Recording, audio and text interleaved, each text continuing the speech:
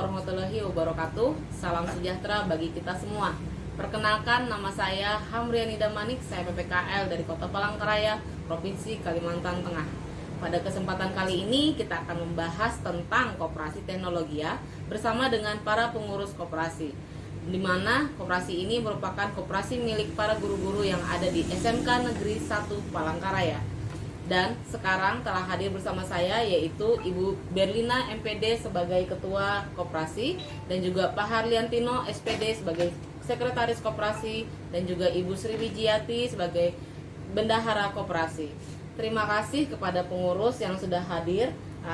Di sini saya mau ngobrol-ngobrol nih Bu tentang koperasi. Kalau boleh tahu, sejak kapan koperasi teknologi berdiri dan apa yang melatar belakangi koperasi hingga terbentuknya koperasi saat ini, dan potensi apa yang ingin dikembangkan untuk kedepannya? Baik, terima kasih. Koperasi teknologi ini didirikan kurang lebih 41 tahun yang lalu, tepatnya tanggal 25 September 1981.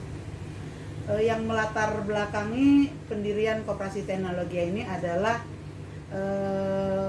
upaya yang dilakukan dalam membangun dan mengembangkan potensi dan kemampuan yang dimiliki oleh anggota, di mana anggota kita pada saat awalnya itu adalah terdiri dari guru-guru SMK Negeri 1 Palangkaraya, yang keinginan kita itu agar meningkatkan, sebagaimana tujuan koperasi secara umum itu meningkatkan kesejahteraan anggota. Nah, kami lebih kepada mengembangkan potensi dari anggota yang ada ini, sehingga pada akhirnya nanti kami ingin paling tidak mempertinggi kualitas kehidupan anggota. Dengan demikian kesejahteraan ekonomi dan sosial dari anggota tentunya meningkat.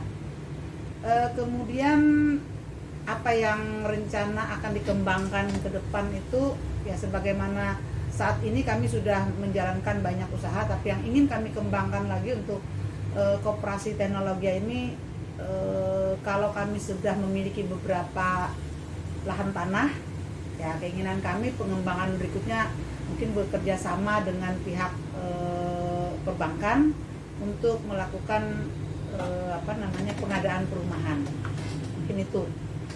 Sementara usaha-usaha yang lain yang selama ini sudah berjalan bisa nanti dijelaskan oleh sekretaris. Oke, berarti untuk kedepannya pasti ada usaha yang harus dikembangkan ya Bu ya? Iya.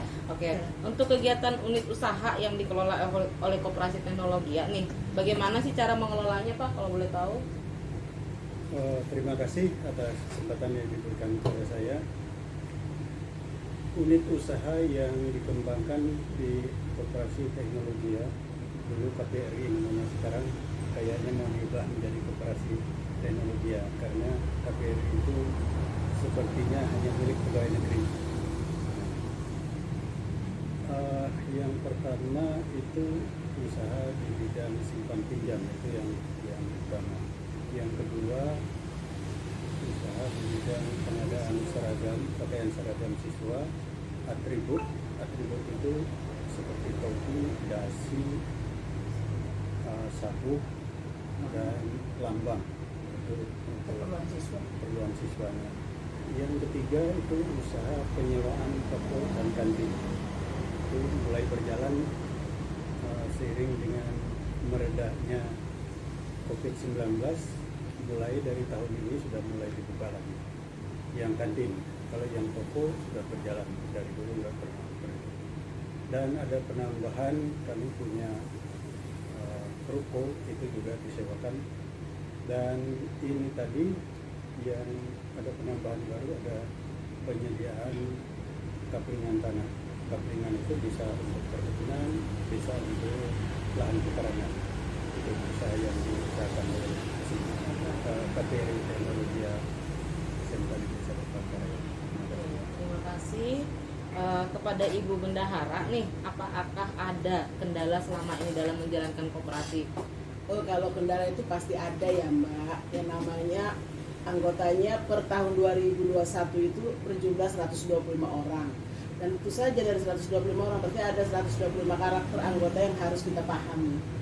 Kendalanya kalau untuk usaha simpan pinjam kalau dalam pendanaan sih kami memang tidak ada kendala ya, karena modal kami sudah lumayan bisa memenuhi lah kebutuhan anggota. Nah sekarang ini kendalanya adalah dari anggota sendiri, cuma itu hanya sekian persen, sedikit saja.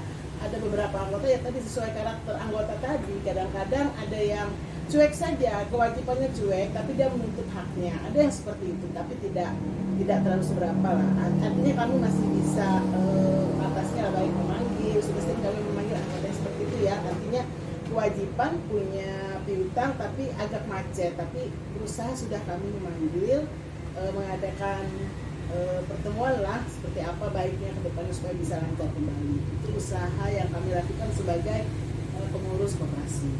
Kalau kendala lainnya saya rasa tidak ada ya Ibu Berlinda ya, atau mungkin ada tambahan dari Ibu atau Pak Arianto dalam hari ini. Kendalanya Itu khusus instrumen pinjam ya. Tapi kalau yang usaha-usaha lainnya alhamdulillah lancar. Tapi kalau masih ada perbaikan ya wajar ya. Kalau kami punya ruko, ada perbaikan sedikit itu bukan dianggap sebagai kendala mungkin ya Bu ya. Tapi itu perawatan lah. Ya, kalau dalam 2 tahun terakhir ini ya kendalanya saya rasa sama dengan usaha-usaha lain di luar. Dengan adanya pandemi COVID-19 ini ya rata-ratanya usaha yang dijalankan ini ya kalau dulu pendapatan atau hasil dari usaha nasi ini ya kita katakan jadi turun ya, yang agak berkurang. Terutama ya di usaha kantin itu 2 tahun kita full tutup kantin itu. Jadi ya itulah kendalanya hanya karena itu saja. sekolah juga tutup Karena kita melayani siswa gitu. Oke, berarti itu. Dan saya mau nanya nih sama Bu Berlina, ada nggak hal-hal yang ingin disampaikan kepada pihak kementerian atau provinsi atau kota untuk dinas kota koperasi UKM nih tentang PPKL ini? Ya, apa yang kami inginkan sebenarnya mungkin sama dengan koperasi yang lain.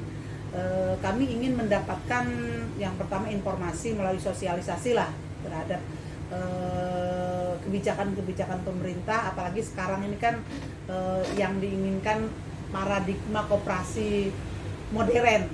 Nah, bagaimana koperasi modern itu, bagaimana persiapan kami yang sudah menjalankan koperasi yang mungkin katakanlah belum sampai semodern yang diinginkan itu, perlu juga kami dapatkan dari pihak kementerian, baik juga dari dinas koperasi provinsi maupun kota. Terutama kami ingin juga mendapatkan pembinaan dan pendampingan dalam proses tadi menuju ke koperasi modern tadi, terutama tidak salah dalam hal aplikasi karena sudah berbasis digital ini. Nah kalau bisa, karena kemarin ada beberapa waktu yang lalu ya kita ngikutin sosialisasi juga tentang aplikasi untuk digital itu.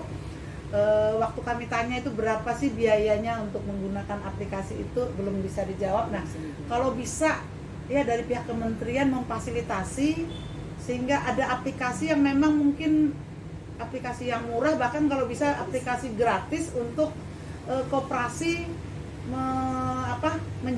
mengelola koperasi dengan sistem digital menggunakan aplikasi seperti itu. Tentunya juga pendampingan dalam hal pengelolaannya.